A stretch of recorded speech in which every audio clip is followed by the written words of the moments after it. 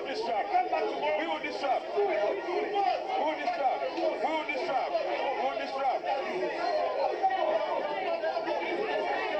It's not happening. We will play tomorrow.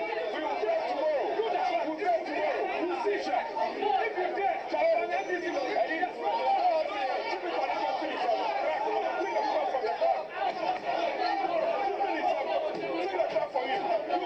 you are doing it. You meet you. It's not happening. No, it's not happening. Chairman, it's not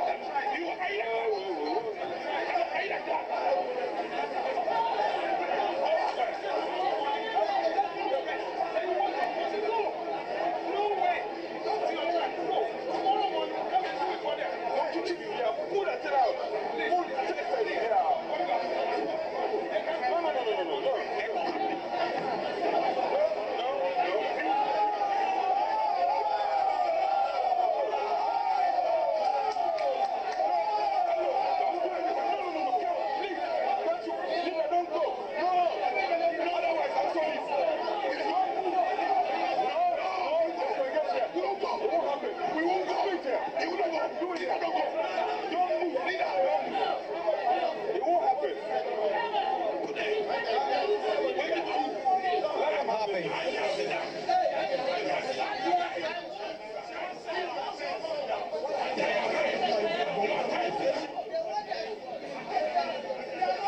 The NDC insists they will vet Samuel Okujo to a black white. Parliamentary Kando today. Parliamentary Kando has taken his seat, and the NDC say the vetting must go on, and they will not allow any person to proceed and do this on themselves. We should try and speak to more people. And so, Honorable Santampuli, your view is that this vetting must not happen now. No, I mean, really and truly, anytime we are coming to vet, we have a schedule of the number of nominees who will be vetted each day, all right? Now we have a list of those who will be vetted today. We have exceeded that number, and you have continue to bring more nominees. At what time are we going to work with the list? So that it's like an ambush, all right? Out of nowhere, they just pull nominees to come to the table for vetting. Well, it's chaos. There's a table. There's an attempt to move some tables from there. They say they're not going to allow that. Honorable. There's a confrontation. Well, the former Deputy Minister for Trade, the former Deputy Trade and Industry Ministry Minister, clashing. This is literally a clash. This is literally MPs involved in fisticuffs, and they say that the vetting process must not happen. There's heightened security. The marshal is himself here in a meeting. You can't do Foko. You cannot also be you fight. We will do it. It's a lot of confrontation.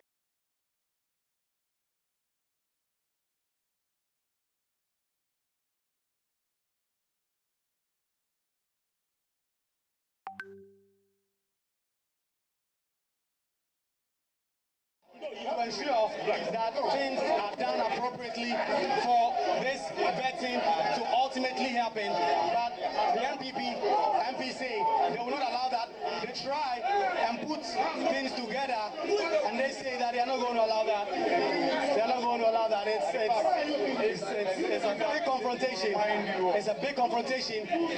The minority leader himself in the cut trying to do this. Honorable Kami Bakwe really confronted, and ultimately saying that they are not going to allow that.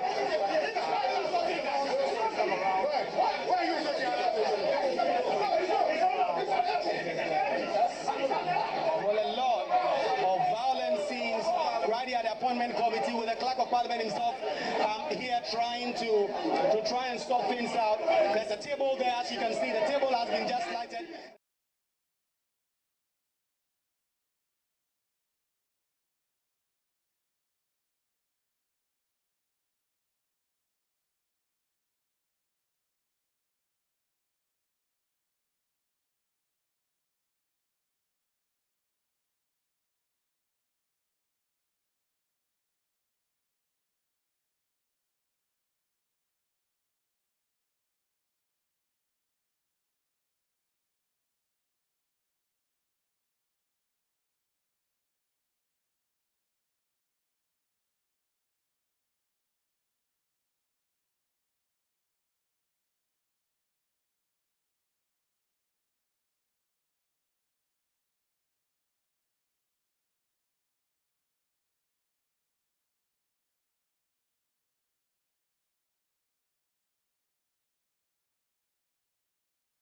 But they agreed to vet 5.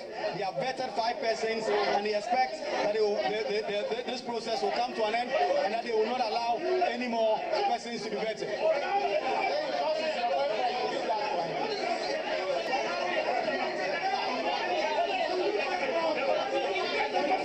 And there's a lot of confrontation. The majority leader now, as you can see him there in the middle of this situation, trying to very much get things under control, speaking to NPP MPs to try and calm tempers.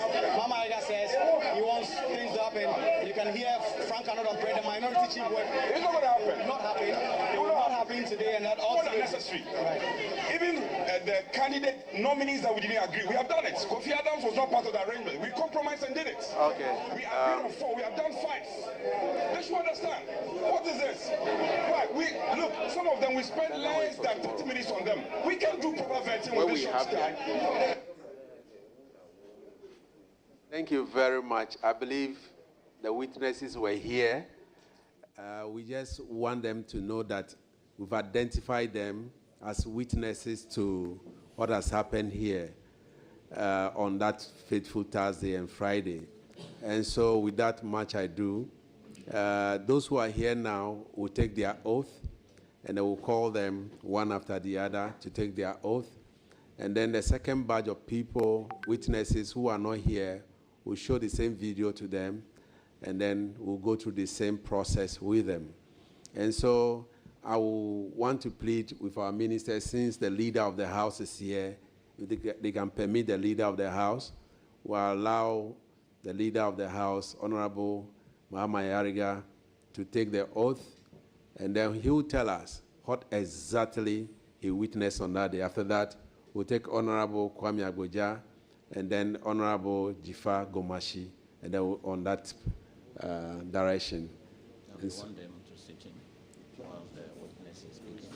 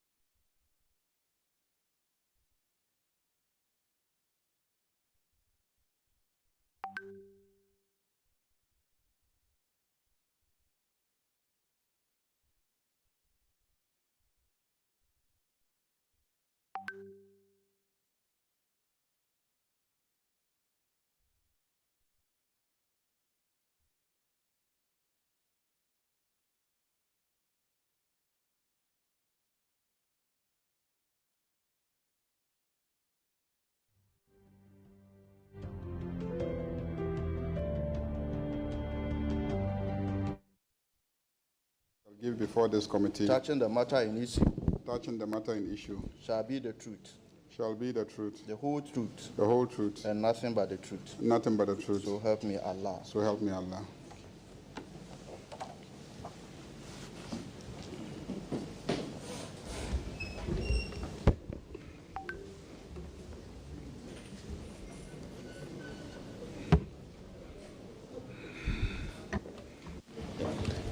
Thank you very much, Honorable Mahama Ayariga, leader of the House. Please, can you tell this committee what you witnessed on the 30th of January 2025 and what you know about the incident that has happened on that fateful day? Thank you. Thank you very much, Chairman.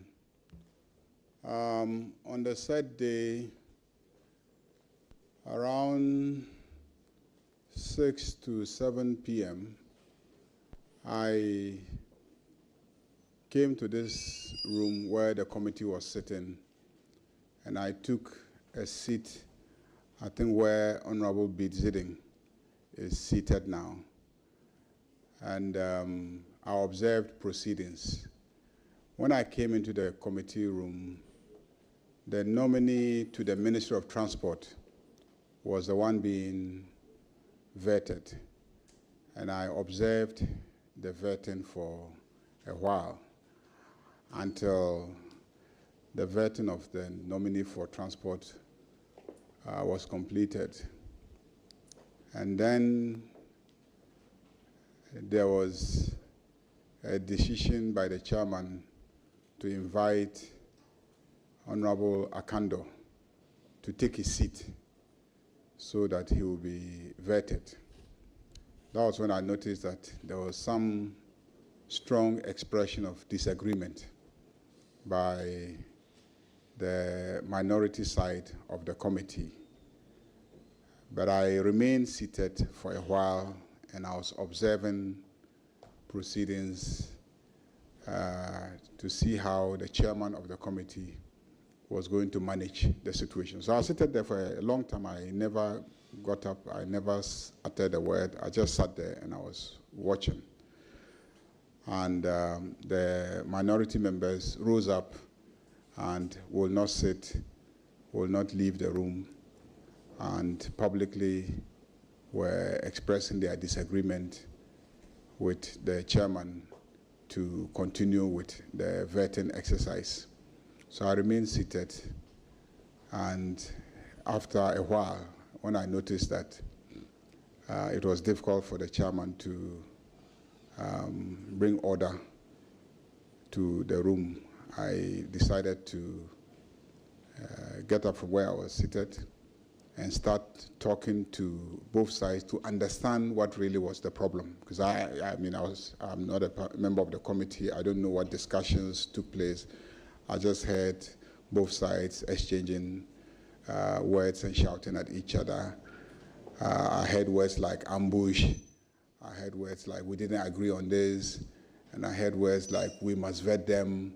And I heard words like you cannot stop us. And so I knew that there was some disagreement somewhere, but what it was, I didn't know. So I tried to talk to them to try and hear what the issue was. So I walked to all the sides trying to understand what is the problem. On the minority side, they said that they had had some discussions, and the understanding was that they were supposed to vet 3 nominees. And then later on, there was a plea to add a 4th nominee, and they agreed. After that, there was a plea to add a 5th nominee, and that was the nominee for the Minister of Transport. And then there was resistance. But according to them, Honorable Nitu tried to convince the side to accede to the plea by the majority side to add the nominee for the Ministry of Transport. And so ultimately they agreed. And that was the nomination that I came and met. But towards the end, they have seen that the majority side is parading 2 additional nominees. And those were Akando and then Honorable Ablakwa, and that they were not going to entertain the nomination of these 2 other, the vetting of these 2 other nominees. And I heard their side. So I tried to speak to the chairman and then the majority side. They also indicated that there was no agreement to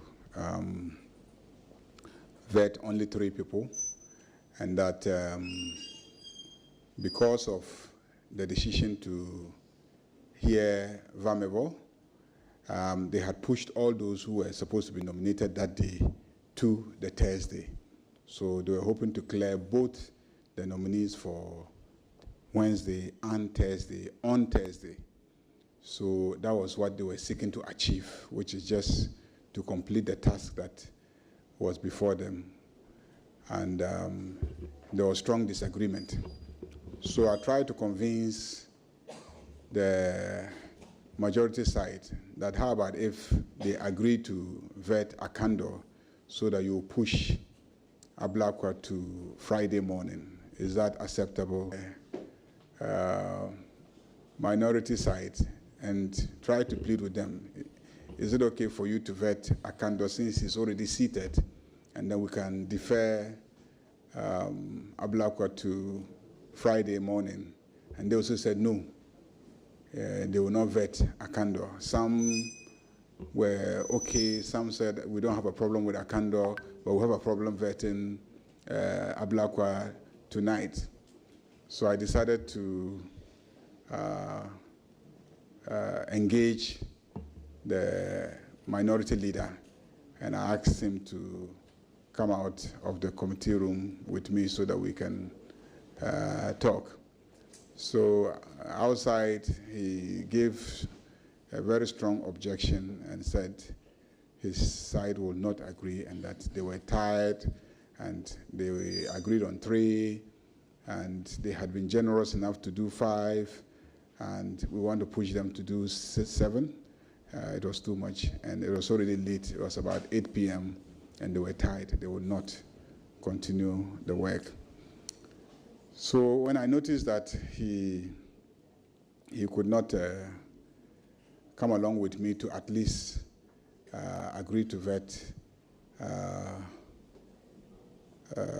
Akando, I came back trying to talk to some people on his side to prevail on him, and the situation had degenerated where it had gotten to breaking tables and people holding each other's shirts, and I tried to separate some of the fights and tried to pull some people out again. So I just kept going in and out, trying to pull people out and talk to them because it was too noisy in the committee room. Nobody could hear the other. So the only way I could get to talk to people was to pull them outside the meeting room and then try to talk to them and come back into the meeting room. And the audience were mostly behind the nominee, were also participating in, as you could see in the videos, shouting and, shaming members of the minority side. And then also, the corridors were full. So even within the corridor, it was difficult to move around freely. So that was the situation. So I decided to call 1 or 2 people to consult and take a decision on what to do. And ultimately, I decided that it would be better to end the proceedings, by which time they had broken one table. They had pulled out the plugs of the microphones, and in 1 or 2 instances, they had actually smashed the microphones. And so I thought the best thing to do was to bring proceedings to an end and get the chairman to postpone it to the following day. And so I announced that, and they all accepted and dispersed. Those were what I saw and what I did on that day. Thank you very much, Honorable Leader. Colleagues, this is the witness account. Any question from any of our members that we can discharge him to go?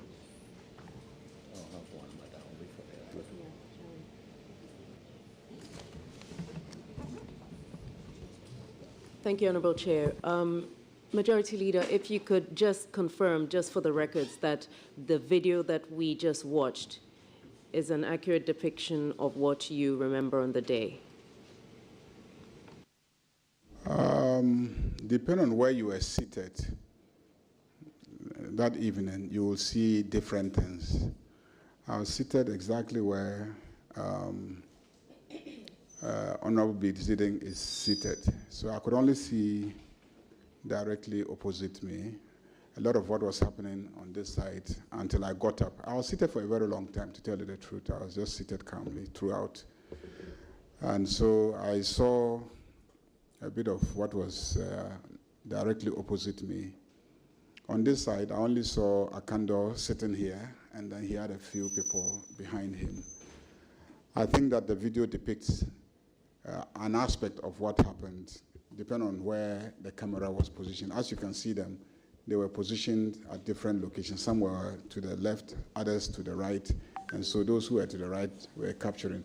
But when it got heated, some took their cameras and tried to capture it from a position that they thought could tell the story better. So and others used their mobile phones, and they came and they were all over the place trying to capture different angles. So this, I believe, reflects one of the angles, but there were different other angles. Thank you very much, Honorable Leader. We have a lot of videos from different angles, from different people. But this is just to identify that you were there on that day. And so thank you very much. I was there. Okay. Any more so that we can dispatch and take other witnesses? Majority Leader, may I find out from you the chaos that you've just described?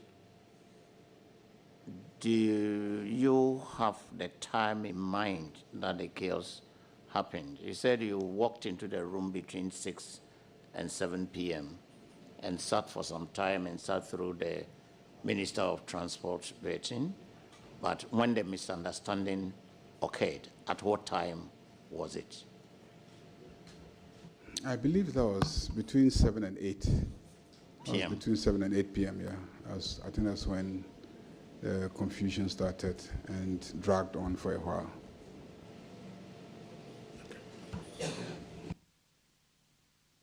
Thank you very much. Leader, Majority Leader, I'd just like to find out whether there was a prior agreement to vet Honorable Akujato and Honorable Akando for the day, in addition to the ones that were undertaken, whether leadership of the committee actually had that agreement.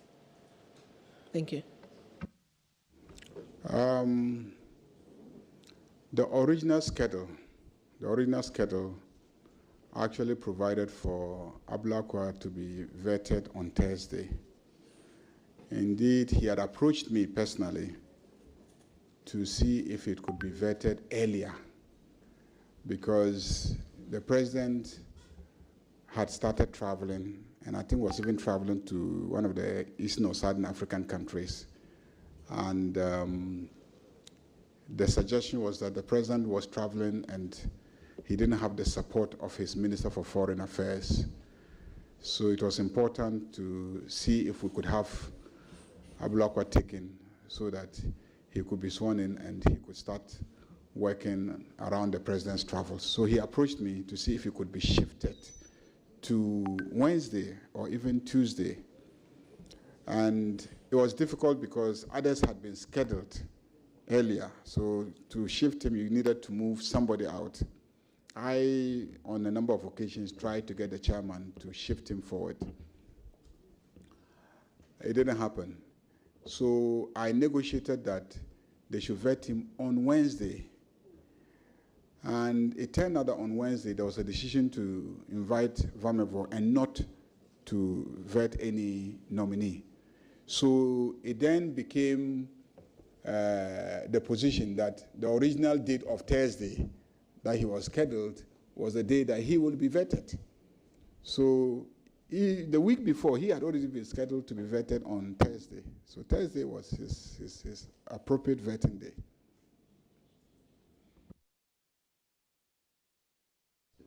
Yeah, Leader, I'm vetting 3. But by the intervention of Honorable Nitio, the Minister for Transport, the nominee for Transport, they agreed to vet that minister on that Thursday. I don't know whether I heard you right. I said I spoke to both sides that they were to vet 3 nominees. But then when they came after the 3 nominees, their colleagues convinced them and they added 1 nominee. And after that, their colleagues requested for an additional nominee, and that was a nominee for Minister of Transport. They resisted that, but Nitul, who was part of them, pleaded on behalf of the nominee for Transport, so they added him and vetted 5 of them. That is the account given by the minority members that I spoke to that day.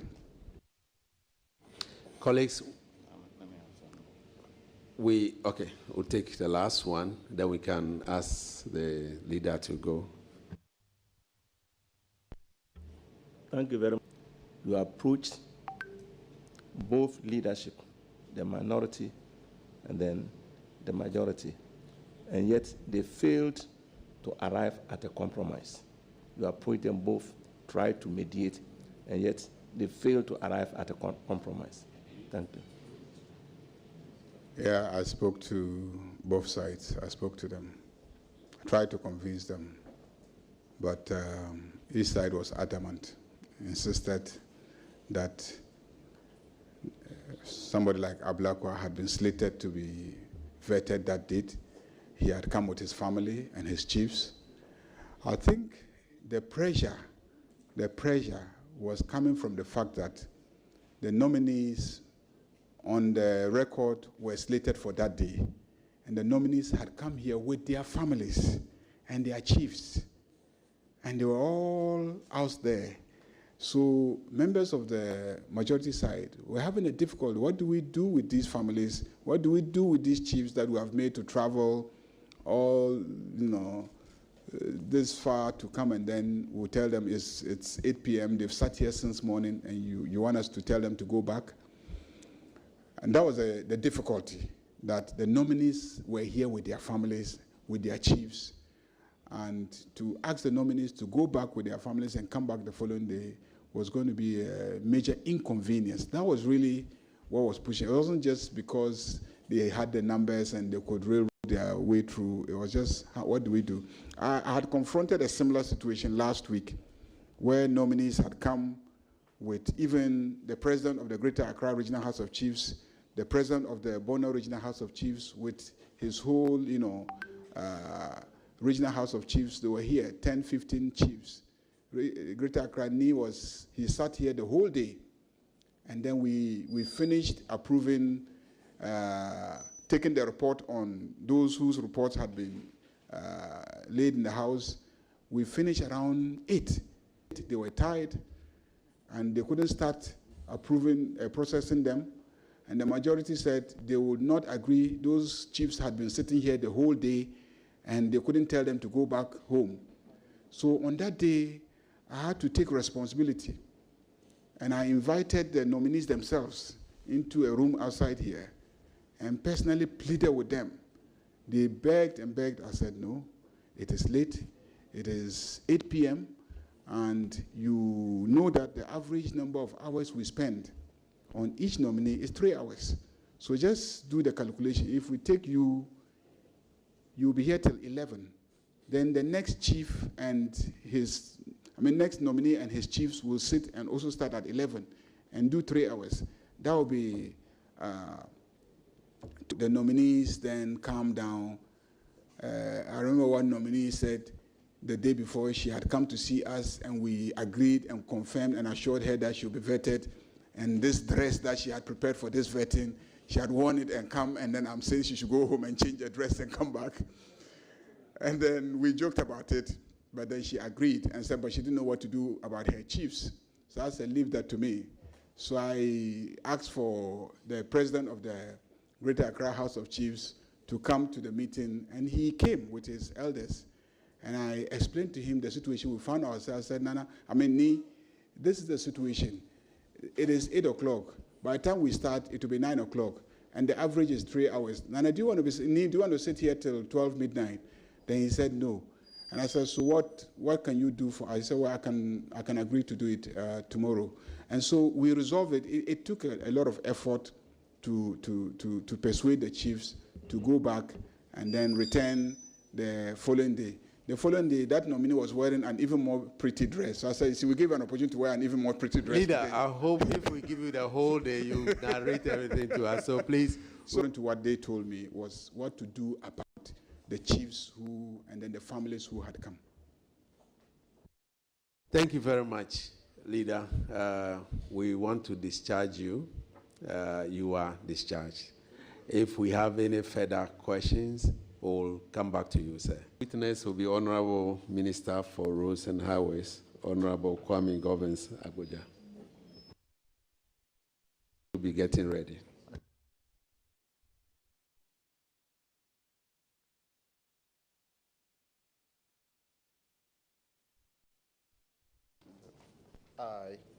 I, Kwame Abuja, swear by Almighty God, that the evidence I shall give before this committee, touching the matter in issue, shall be the truth, the whole truth, and nothing but the truth. So help me God. Govins Abuja, You've watched the video. Can you tell us what you know about what happened here? Having been the immediate past majority chief whip, I know vettings happen after the appointment committee normally have their pre-sitting meetings and agree on things. And in the case of the particular incident, the committee had a master plan at an opportunity to, though I was no longer a member of the committee after I was appointed, to sit in just to serve without incident. It is not unusual for members of the committee to disagree on how many and what time to start, but eventually, normally, the majority side, which is supposed to be done. My understanding is that if you all notice, the committee started vetting, but on a particular day of Wednesday before the Thursday incident, though a number of colleagues were scheduled to be vetted, there was a decision to bring in Mr. Vomawo to appear before the appointment committee. It meant that all colleagues who were scheduled to appear on the Wednesday on the master list or master program couldn't be vetted. Though many of them have also made arrangements for those who they want to come and give them moral support, have already made plans and were almost ready. In fact, some of them were in town. So it meant that all who actually were supposed to be vetted on the Wednesday have to be shifted to the Thursday. As said by the leader, I know Honorable Ablakwa wanted to be vetted a week before the week into which the incident happened. They couldn't give him the opportunity to be vetted. So originally, Honorable Ablakwa was supposed to be vetted on the Thursday. So if anybody says Honorable Ablakwa was being smuggled, so he prepared. The challenge happened when I think we had to shift almost 1, 2, 3, 4, 5 people who were supposed to be vetted on the Wednesday to be added to the Thursday. Then it became an issue of an attempt to negotiate who should we take. The minority insisted we should only do 3. And that if you remember, that was like a standard. But we had 60 ministers to go in a short period of time. I noticed that they insist we are vetting 3, and the majority will say we are vetting more than 3. In the period, and I unofficially participated in part of the roadside discussions. So if the discussion is going beyond a certain time, they say, okay, let's go and start. The minority takes it that what they said the last time before we entered the vetting was that we want to vet 3. The majority believes, no, we are not vetting 3, we are vetting all these people. So just on record, on the Wednesday, the spillover from the Wednesday, which is about 5, added to the 3 originally scheduled, which was supposed to be Honorable Ibrahim Tia, Samuel Nate, and Honorable Akujeto, were originally supposed to be vetted Thursday, the 30th of January. Are supposed to be vetted. That decision has to be made by the committee and have some leeway. So if anybody says we were originally to vet 3, we give in and added 1, making it 4, and somebody is trying to make it 5, that is not entirely the situation. The situation was that the appointment committee elected not to vet on Wednesday, and people have made plans to be vetted on Wednesday and Thursday, and they ought to know that they should have been ready to vet 8 people on the day of 30th January. On the particular issue, what I saw, it's not unusual for members of parliament to argue. This house is so we argue on the floor, at committees. So nothing on that day you look to me as a former whip as an unusual situation. Where it got difficult for me is when, out of lack of agreement, I saw my colleagues on the minority side, and I made this point on the floor, when the minority side started having a go directly at the clerk of the committee. For me, that was not right, because like I said on the floor, in Parliament, we are all not blind. We have parliamentary service staff. We have members of Parliament are known by their party colors, except independent people. But for us to see colleagues begin to identify his NDC, his NPP, for me, I knew something was not right. And so I got really shocked. So all I could do was to pull back and watch. And unfortunately, colleagues, and I saw my my colleague, Minority Chief Whip, insisting, and I agree with him, he's a whip. We need to hold a certain line given to him, and not for it. So initially, when he got up and said, we are not having it, I've done same in the past, we are not doing it. Where it got a bit, we are doing it, we are government, we need to get this done. But even then, it wasn't even an issue. Then some other colleagues on the minority side, in the video you could see, maybe they couldn't see that the video was capturing them, begin to turn their backs towards the table and begin to open up the gap between the closing of the table and pulling the table, to the extent that when that appears not to be working for them, you could hear, I don't have to tell you, you could hear people, I mean, all sorts of things. Everybody in the world knows this is not right. And I saw Honorable, the respected majority leader came in, tried to appeal to my console and rip the cable off and smash it on the table. So if you watch that day, sorry, can you mention it? Because no, I said I was shocked. I couldn't tell exactly, but all I realized was that by the time I realized the equipment in front of me. But you can identify him. I didn't see him in the video doing it. That is what I'm saying. That okay.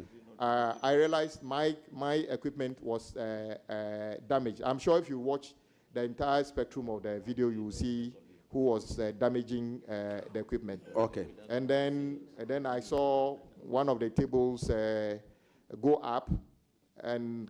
Honorable Minister, we watched all the videos where you were seated. Yeah. We didn't see any of our colleagues pulling. We saw some videos, some colleagues pulling out some of the cable, not from your side. So we have those evidence there. And so we want to take that one out because we did not see it. If you have evidence that you can show it to the committee, then that person can be surcharged. Okay. But the ones that we saw, we have evidence of it. Okay. So you will notice that the left-hand side was ripped off. We needed the head of the table was in one console to speak because I did not have audience at the committee. So if you watch, we need to place back those equipment which were supposed to be on this table myself. But you notice that in the video, you see that there are many broken ones in front there. So for me, all I can say is it's an unfortunate situation. I totally support the action of Mr. Speaker to de-escalate by allowing our colleagues to, at the moment, continue to serve their constituency. Do you have questions for the witness? Thank you, Honorable Minister. I'm just trying to ascertain the timeline. The console that was ripped away from you, was this after the other table that had been broken was taken out, or was this before? I'm just trying to understand. No, it's like I said from the beginning. I said I didn't know exactly who ripped off, but I heard words. Muntiti, Muntutu or Muntiti? No, Muntutu, I think Muntutu was when they were about the table, the leg of the table. That is what I heard. Then, if you watch the videos, you will see somebody removing the connections, the clarity. Honorable Minister, well, I mean, from the tree where there's the Montre and Muntu, which are two different things. Who ripped it? What I'm trying to ascertain is whether this destruction to the console happened after that table was taken away from the room, because you're saying that everything was put on this table. What I'm trying to ascertain is whether the destruction to this microphone you're referring to happened after the table had been moved, or this happened before that other table was removed. In sitting from where I was sitting, I thought some of them were destroyed on the table before the table was removed, and they were placed back on the only table available. All right, thank you. Thank you. Honorable Minister, do you think that the response time for interventionists, let me put it that way, for this whole, maybe the marshals should have come in a bit earlier, or what, in your judgment, as you are here, what do you think? As a whip, a former whip, it is a delicate balance for marshals and the police in Parliament to intervene if issues are about us. As much as they want to protect us, they are hesitant to fully deploy if it's about us. And I noticed that because I was a whip. Now, it's not as if they couldn't have, in my mind, physically restrain and take some people who we all saw in the video, obviously misbehaving out. But these are colleagues, members of Parliament. Their response time was spot on. What to do in the particular situation. But the solution would have been that 5 people on Wednesday have written to them and elect to bring in Mr. Vomawo and spend the whole day on him. In fact, I was encouraging them, after Mr. Vomawo has been dealt with, let's go ahead and vet the rest of the people. After we have elected, the patient of being added to the next day, and who says we've not vetted 8 people on the day before? But people decide that we are not going to vet anybody, and now rather pick and choose from the people who were not vetted on Wednesday, and say that for the Thursday, the original people shouldn't be vetted. I think that is where the problem was. If we had agreed to vet all the people that couldn't have been vetted on the Wednesday, in addition to the Thursday, there shouldn't have been any issue at all. So that is how I see it.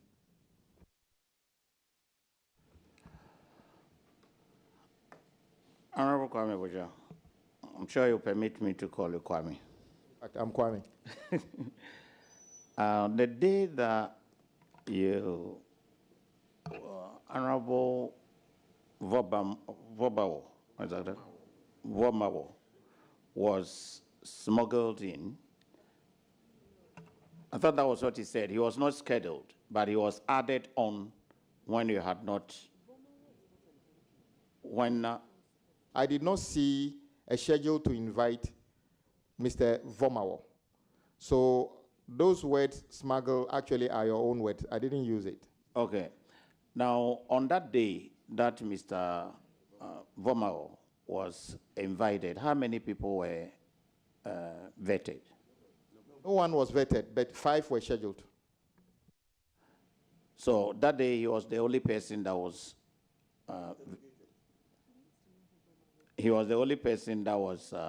interrogated. He was the only person who sat where I was for. Okay, I get it. Yes. So it means that all the 5 were pushed to the next day. All the 5 that were scheduled to be vetted were pushed to, that was Wednesday, isn't it? Were pushed to Thursday. Yes, so on the master list that I have, on the Wednesday, the 29th of January, Honorable Rashid Pelpo was supposed to be vetted at 9 a.m. Honorable Ibrahim Mutala at 11, Honorable Kofi Idi at 1 p.m., Honorable Joseph Bukari Nikpe at 3 p.m. and Honorable Isifu Seidu at 5 p.m. None of them were vetted on the Wednesday. And on the Thursday, those who were supposed to be vetted, Ibrahim Tia at 9 a.m., Honorable Samuel Nate George at 11 a.m., and Honorable Samuel Kujeto Ablakwa at 1 p.m. So that is what the original situation was. But the same committee decided, and rightly so, to invite Honorable Vomao because of the unfortunate comment he made outside. Mr. Vomao. Center of the difficulty was not vetting on Wednesday. And instead of vetting the people who were originally scheduled for Thursday, they rather wanted to pick and choose people who were not vetted on Wednesday and vet them. That is what the problem was. Okay, so on the next day, that was the Thursday, instead of the committee vetting 3 people, they were now supposed to vet 8. Is that correct? I would have thought, being fair to colleagues who were supposed to be vetted on Wednesday and Thursday, they could have vetted all of them because they knew before deciding not to vet anybody on Wednesday that what it meant was that to catch up with the schedule, you need to plan to vet people who were originally supposed to be vetted on Wednesday in addition to the original Thursday scheduled people. So from what you're saying and looking at the timetable, it would have been possible if they decided to complete. Sincerely believe they could have vetted 8 people on that day. If you look at the timetable, one from 9, the second around, did you say 5? The original timetable, because you are a leader, I asked this. So looking at the timing, at what time did you think that these other 5 nominees could have been slated? Because now they started those who were supposed to be vetted from 9 o'clock. And then at the time the chaos started, I think it was around 8 p.m. and about 3 nominees were to be interviewed. From that time, when the chaos has started, around 7 or 8 p.m., was it possible to go through the 3 nominees, and what time did you think that they were going to finish? On the original plan, the 5 were supposed to be vetted. The last person was supposed to be on the chair at 5 p.m. I'm sure there was a reason they put time against all of them. So if you were going to vet, and the last person, which is the 5th person on the Friday, was going to be sitting here by 5 o'clock, it would have been left with 3. And it's a committee. They can decide that they will vet the rest. After 5 o'clock, the rest of the 3 come. On the Thursday, you will notice that Honorable Kujetu was supposed to be here at 1 o'clock. What it means is that maybe by 2 o'clock, he would have been finished, and then you add the rest. So it's an issue of time management of the committee. Even in Parliament, it gets to a point the Speaker will say, you speak for 5 minutes, and they stick to it. So that one was entirely in the bosom of the committee to decide how much time they spend on each nominee. Now, ask this because you've been a leader all this while. And to be fair to the nominees, they have invited their chiefs, their wives, their relatives, and whatnot to assist them or to attend the vetting. Did you get to know whether leadership had agreed to reschedule any of them, or it was agreed that all the 8 were going to be vetted because all of them had brought their followers? Around in Parliament on that day. Some slept in, some colleagues need to beg other colleagues to allow their guests to sleep in their offices because the numbers were such that colleagues couldn't have afforded hotels for them on that day. I saw some of them entering bathrooms or washrooms in the morning. So it was something the committee leadership should have considered ahead of time that these people were already here. At a point in time, I approached the leadership and said that I know a particular nominee who had close to 100 opinion leaders, chiefs, already on the compound. At the time they were saying we can't vet them. The 100 chiefs or so were already here. So when we say, what do you want him to do with them? They say, oh, they're already here. They can come tomorrow. Sadly. We are grateful you attend up on this committee. You are duly discharged. And I appreciate the work you are doing. And if we have any other questions, we will call upon you once again. Thank you so much for the insight. Thank you, Chairman. Colleagues, we will now invite the Minister for Tourism and Creative Arts, Honorable Jifa Ablagomashi. And please,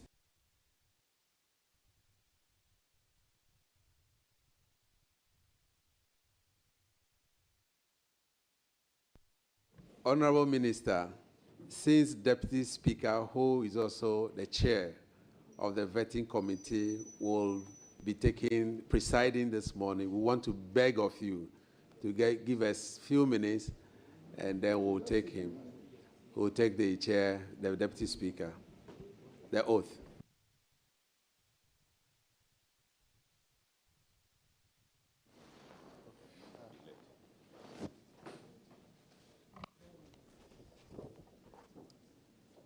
I, Bernard Ahiafo, do hereby swear by the Almighty God that the evidence I shall give before this committee, so help me God.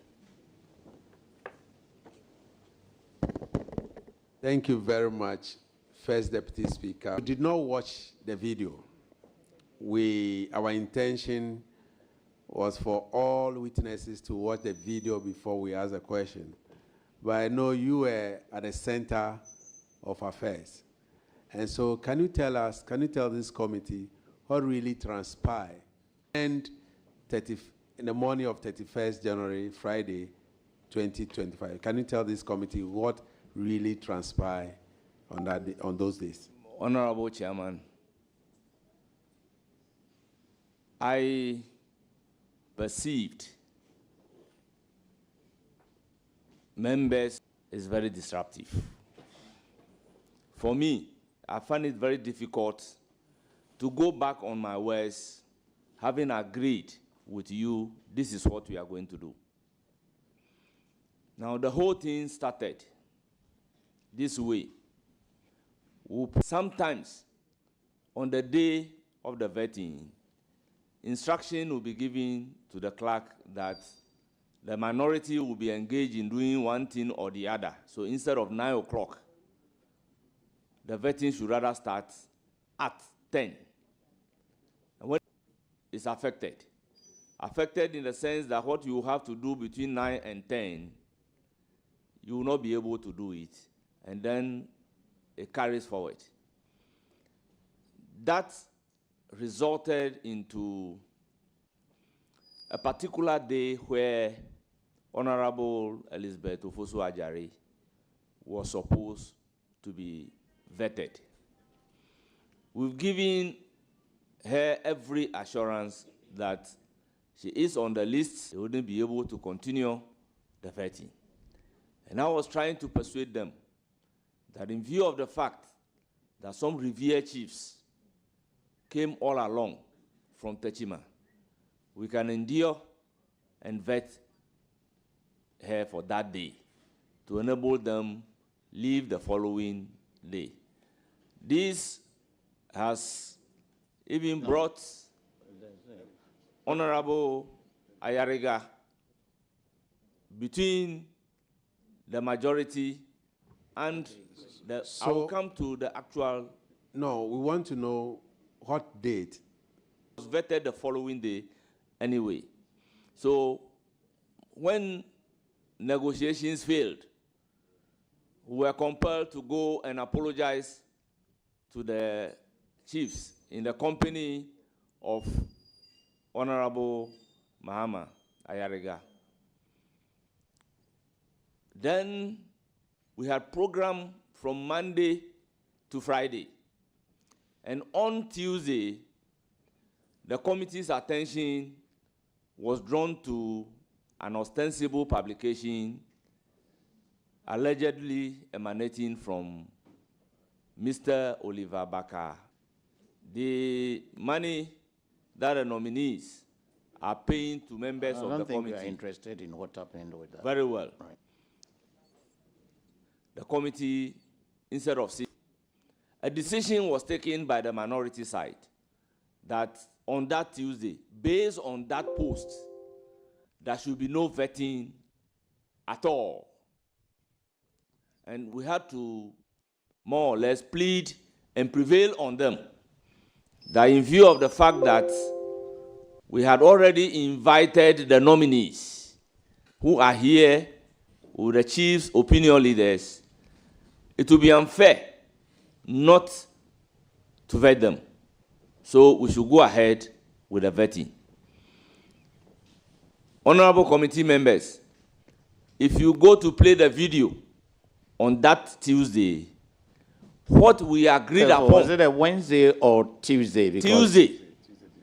Tuesday. Before Mr. Vomawa on Wednesday. Okay. When we even resumed sitting, you could see the posture of the minority whip that we will not continue the vetting, banging the table. We will not continue the vetting that day. I employ the committee members to look at the proceedings on that Tuesday. So that was the posture. We had to permeate our way through to be able to do the vetting of the people selected for that day. Now, at conclave, we agree that Wednesday we'll deal with the issue pertaining to Oliver Baker Vomawa. Then thereafter, we'll continue to do vetting.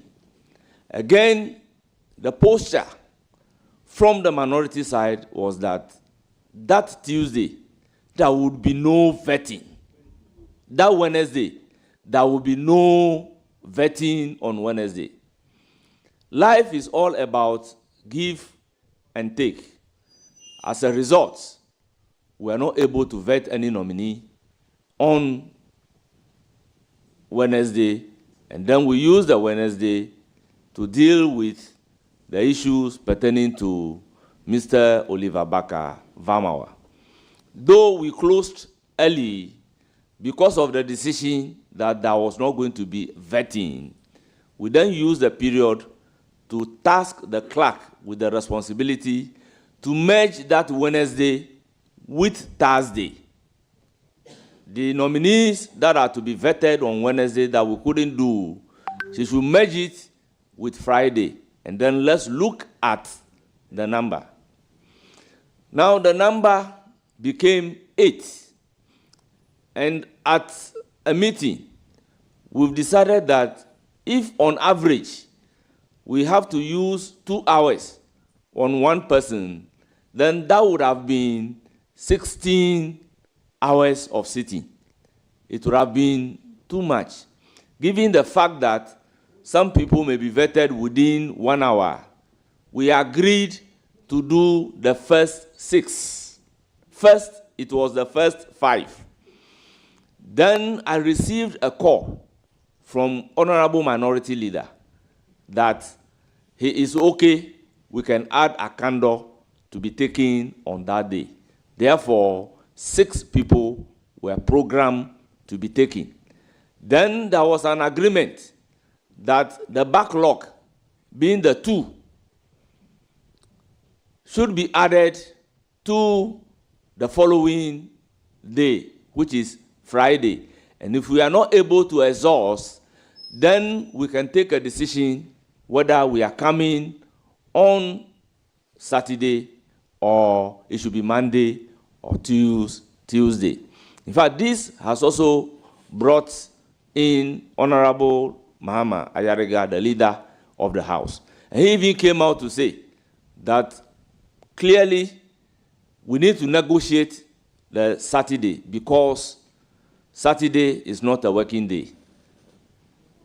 So therefore, if you are not able to finish on Friday and we cannot come on Saturday, then probably Monday or Tuesday will be the next available date. So I was surprised that in the morning of that Thursday, the clerk came to me to say that instead of what we have agreed upon, she has received a text message from the minority whip in the person of Anodompreh, which text message she showed to me, that we are only going to do 4. That is why I have a difficulty. You agree on one thing, then behind you want to do another thing. I wasn't comfortable. So I just told the clerk that whatever we agreed upon, that is what we are going to do. So on that Thursday, we had programmed to start the first person at 9 o'clock. I came to office around 8:30, about 8:45. I received a call from the assistant clerk to the effect that he had received a call from Honorable Anodompreh that there will be a caucus meeting of the minority. Therefore, instead of 9 o'clock, we should again start proceedings at 10 o'clock. For me, as a member of parliament, you may not have control over a caucus meeting. So when they are going to have a caucus meeting, I have no problem about it. So I have decided to walk to the chamber. Then on my way to the chamber, I met few MPs from the minority side and asked, I understand you are having a caucus meeting. Are you not attending the caucus meeting? Only for me to be told that there was no caucus meeting. So 10 o'clock, I have decided to start the vetting. And when they walk in after I have started, I told them in a plain language that I do not like the seat. We are all members of parliament. If you have a challenge of a caucus meeting, I would agree with you. But a situation where you do not have a caucus, but you deceive me in order to delay the proceedings of that day, to say that you have a caucus meeting, I won't take it candidly. And that is not the way we should be going. The response was that if they mean caucus meeting, it doesn't mean the entire minority caucus. As if I do not know the meaning placed on the caucus in our own standing orders. I took it in a good faith, and we were proceeding. I was surprised after vetting the Minister for Transport. Based on the agreement, I asked the Minister designate for Health to take his seat. It was there that I realized that we are tired, we will not do Honorable Akando. Akando will not be vetted today in a very rowdy manner.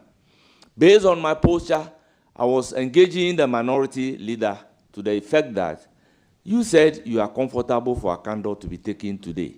What has changed? What really has changed? Mostly the response will be that it is not me, I am under pressure. It's not me, I am under pressure. I'm also a politician, I understand. So I was making an attempt to persuade them that in view of the fact that Honorable Akando had to bring the chiefs and opinion leaders from Juaboso, and he being the last person, there are instances where vetting of the committee will end at 10, 10:30, 11. And this is just getting to about 8 o'clock.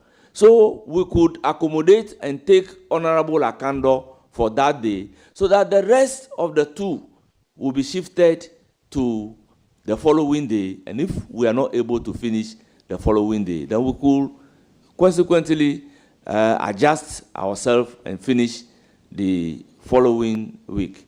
Then what I realized was that whilst that negotiation was ongoing, I heard the minority leader requesting that they should call some people into the vetting room.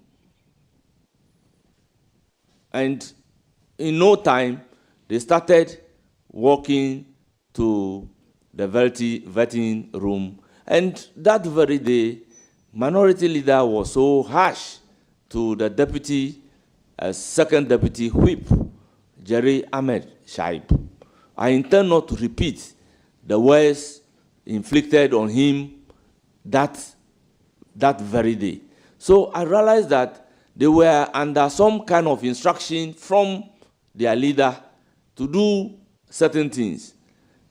Honorable members of the committee, let me place on record that there are some instances where my ranking member will ask their side that they should all stand up and put on the microphone.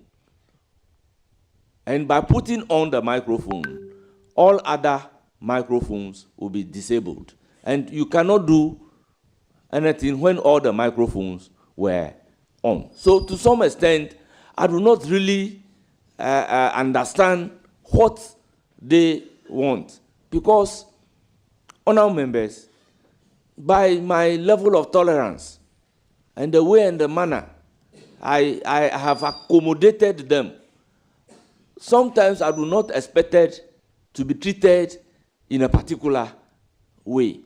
And as I said, life is about give and take. We were prepared to give and we were prepared to take. So I also expected them to also give and take. So before I could realize, somebody said something in tree and they started pulling the cables, and I mean there was a pandemonium. The whole place became very hostile. And if you can watch the video carefully, I was so much surprised about the incidents of that day, and I was just sitting down looking at them. As usual, the honorable leader came in trying to restore order, but they wouldn't listen. And once the video accounts is before you, I intend not to repeat whatever happened because of the opportunity. Thank you very much. Bernard, I hope I'm allowed to call you. Yes, please. Bernard, because I might forget myself if I always have to say something. It's finished. So, colleagues, if you have some questions for him.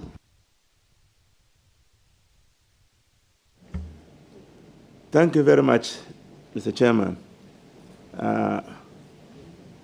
Honorable First Deputy Speaker and Chairman of the committee. From the account that you have given, and then being firm about your scheduling, would you want to agree with me you took not to vet nominees who were scheduled for Wednesday? And you knew very well that these nominees had invited people, chiefs, their friends, their relatives, and whatnot. And yet, the committee was persuaded by the minority not to carry out vetting. And that is what actually created the congestion and the subsequent challenges that we have. I believe that. Thank you very much for your question. I understand the impulse of your question. Our integrity as members of the committee were at stake. In the history of our Fourth Republic, every vetting cycle will be tagged with corruption. And I distate corruptions and corruption-related matters. So for the committee to be tagged with corruption, which I know it is not true, any reasonable person guided by all those considerations that regulate the content our image before continuing the vetting. And honorable members, on that Wednesday, I was with the view that we should deal with the issues relating to costs, all of them that day. Then the backlog will be very, very few. But the posture was not favorable. Remember, I told the committee that when our attention was drawn to the post on Tuesday, our friends from the minority have already taken a decision that there would be no vetting until that issue was resolved. That was the reason for me asking the committee to take a look at the proceedings. A lot of negotiation had gone into continuing the proceedings even on that Tuesday. So we were not successful in agreeing to do the vetting, the backlog. So I will not say it has not contributed to the incidents, it has contributed to the incidents. But I have been in Parliament for a very long time. You can agree and disagree. Even before the committee, there were agreement and disagreement, and we normally suspend. So if you watch the proceedings, there are instances where I will suspend proceedings to go and to be vetted. So I was surprised what really changed when the very last person that you reach out to me to say that you are comfortable for him to be vetted that day. When I invited him to take the seat, then this whole thing have started. So between the time that they communicated to me that he can be added as the sixth person and the time that I invited him to take the seat, I do not know what went on among our colleagues at the minority side. Thank you very much, Honorable Deputy Speaker. We have a lot of questions for you being the chairperson, so please be concise and precise so that we can finish with you for you to be able to go and preside over the House. So please be concise and precise. Thank you very much. Honorable Senator.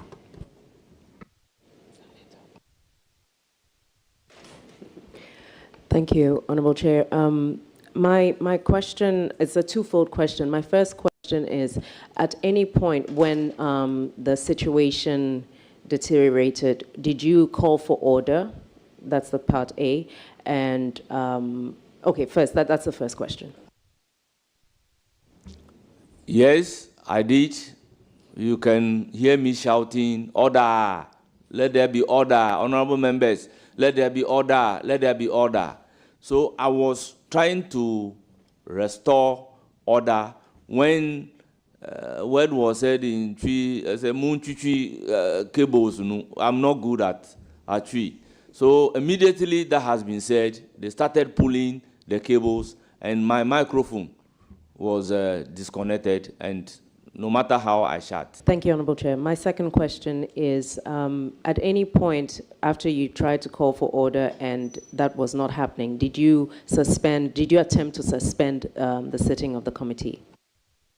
Well, at that point, I really do not see the need. I thought by saying on the side as to what has really changed resulting into this, I thought the two of us could resolve it among ourselves and proceed to conduct the vetting.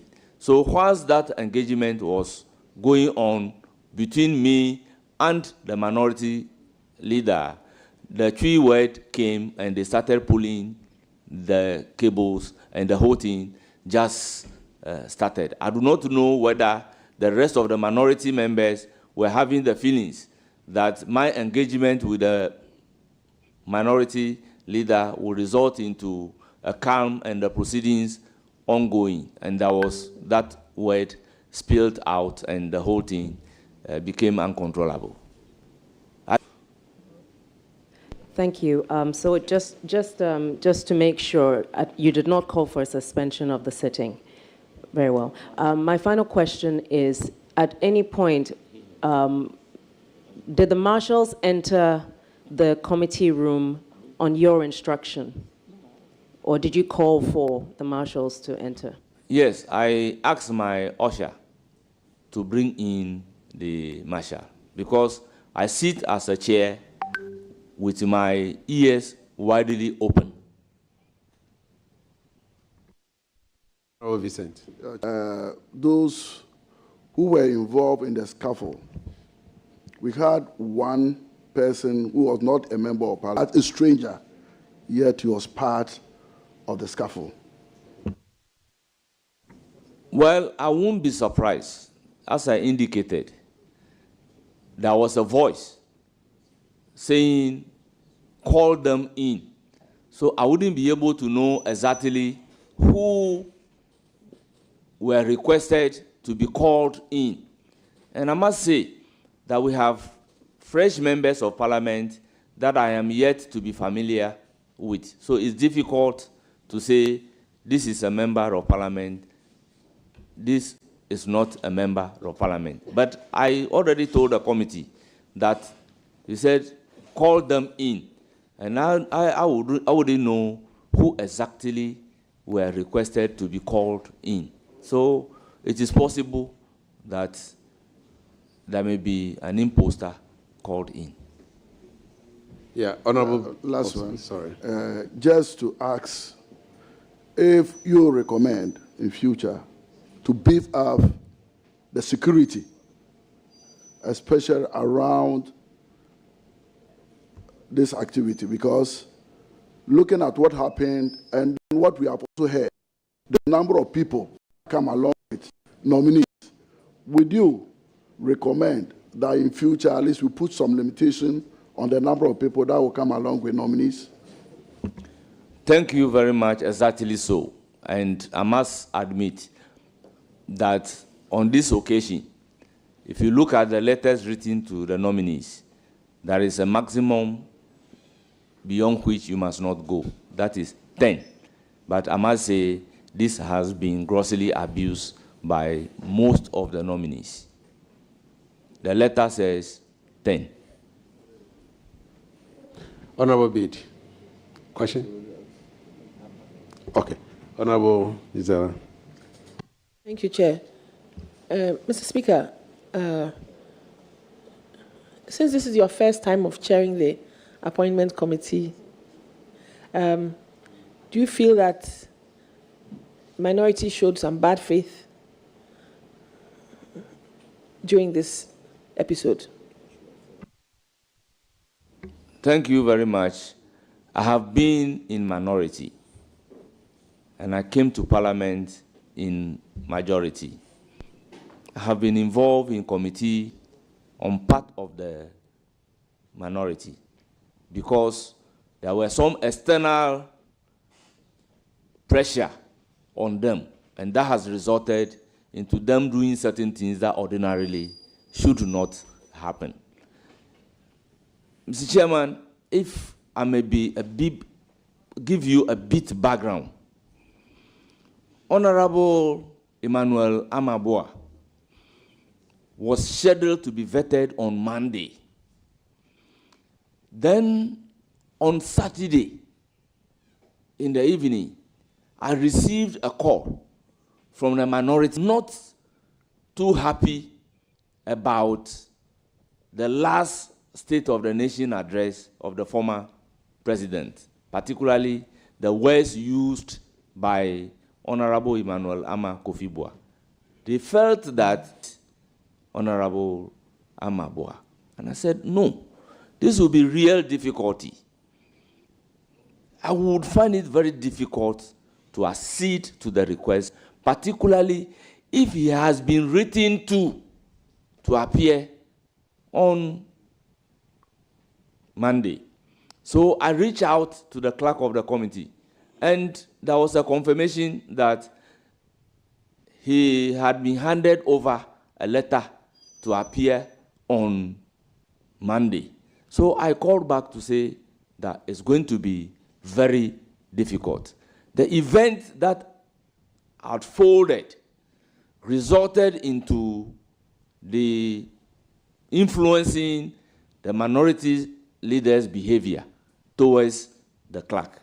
Because there was an issue to the effect that the clerk should take me as a chairman out of the arrangement to vet or not to vet Amabua on Monday, Honorable Emmanuel Amabua on Monday, and take the responsibility, take him also out, and then postpone Emmanuel Amabua, which was difficult for the clerk to do. And I believe the minority leader is not happy of pressures informing the way they go about doing certain things. There was a pressure that Honorable Sam George should not be vetted. Honorable Okujeto Ablakwa should be the last to be vetted. So a lot has been happening. Thank you very much, Honorable Enyimedo. Mr. Chairman, this is the first time you are chairing a committee in this House, is that correct? Parliament in 2013, and the very first post I was given was the Vice Chairman for the Judiciary Committee, and I have occasion of chairing the Judiciary Committee. Then in my second term, I became the Vice Chairman for the Subsidiary Legislation Committee, and you are aware that I've also been chairing the Subsidiary Legislation Committee. Then I became a ranking member for Constitutional, Legal, and Parliamentary Affairs Committee. So this is actually not my first experience chairing, but this is my first experience chairing the Appointment Committee. Yeah, but what you said, the explanation you've given me, says that you were... I was Vice Chairman for Judiciary Committee in my first term. So I had... holding the position of a chairman of a committee. This is the first time, because you were vice chair. I'm not saying this is the first experience of chairing a meeting. Well, your word used is that this is your first time of chairing a committee. Chairing a committee is one thing, and holding the position of a chairman of a committee is another thing. Okay, so I'm asking the fact that this is the first time you are holding the position of a chairman. Exactly so. Right. That prior to when the Thursday meeting, you were at their faces on the Tuesday proceedings. Tuesday, and the actual rioting started on that Tuesday. I said so because over the publication, we have taken a decision at conclave to deal with the issue. So I was highly surprised that we'll resolve that at conclave. Then we'll come to the sitting, and a member at conclave will be hitting the table that there will be no vetting. There will be no vetting. There will be no vetting. That is why I'm saying that I am surprised about certain turn of events. Because for me, if I agree to do something with you, why would I change my mind all of a sudden and come and be doing something different? Yeah, I think you have said so, that you are a man of your own words. You don't want you to be taken unaware of the things that you've agreed on from the onset. And so maybe my vice chair will be guided as he asks the next question. I know Bedan very well. You said along the line, minority leader called, you received a phone call that Honorable Akando should be added to the list of the nominees that we're going to engage on Thursday. Is that correct? Yes, I'm speaking on oath. And this, let me conclude my answer. Yes, and this was followed by his directive to the minority whip, who also called the clerk of the committee that Akando should be added. Now, when you received this call, did you inform the rest of the committee members that you were going to deal with Honorable Akando on that day? Well, thank you very much. We have chairman and we have ranking. And you know, chairman leads the majority side and ranking leads the minority side. So what I did was to inform my members in the morning that Akando will be added. And then properly, the minority leader also communicated with his members, leading to the minority whip placing a call to the clerk of the committee.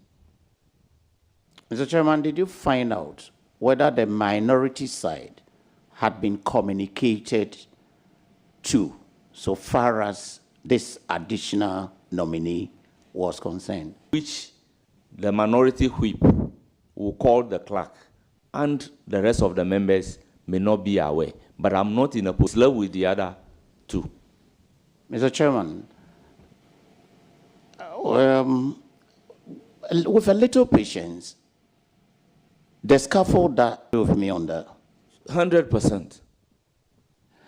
Now, the case of the minority was that they were being surprised. Were you surprised to hear that they were being ambushed? I will be highly surprised. Highly, highly surprised. Severally, you mentioned... I said so because some of the changes that were made, the minority leader and the whip has instances of making their input on the table. And maybe probably the clerk of the committee will be able to produce that particular record, because when we agreed, then I would then instruct the clerk that this is what we have agreed upon. So the clerk should have some of those arrangements that were altered by ticking and cancellation, and they can subject the minority whip. You have said repeatedly that you had gone into conclave with the committee. How many people did you agree to vet on that Thursday? That Thursday, original list that was not altered was 3. But because we didn't work on Wednesday, the agreement was that they should merge the 2, be able to do the 8. So we've taken a decision to do the first 5, and there was a follow-up call that we should add Akando, making 6. So what about Honorable Okujeto Ablakwa? He was supposed to be the 7th person? Honorable members, Okujeto Ablakwa was one of the original people to be vetted on Thursday. So if you see his letter slated Thursday. Honorable First Deputy Speaker, you just mentioned that in 6.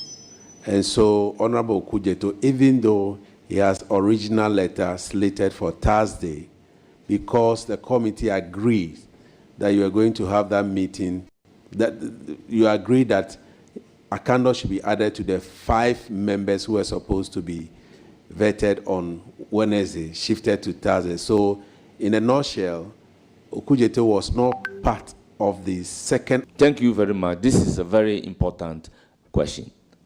Honorable members of the committee, sometimes some of the nominees take less than 1 hour before us. So the instruction to the clerk of the committee is that she should hold the list of the 8. If you are able to go beyond the 6, then they could also be taken.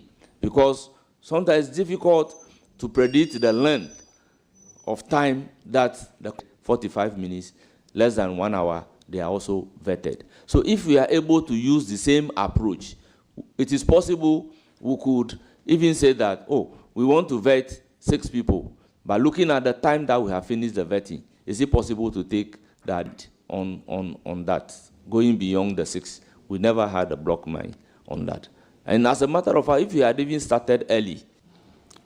I believe, and correct me if I'm wrong, that the chaos engendered because of poor planning by the committee. Well, I am of exception in the sense that how could poor planning lead to an arrangement of a timetable?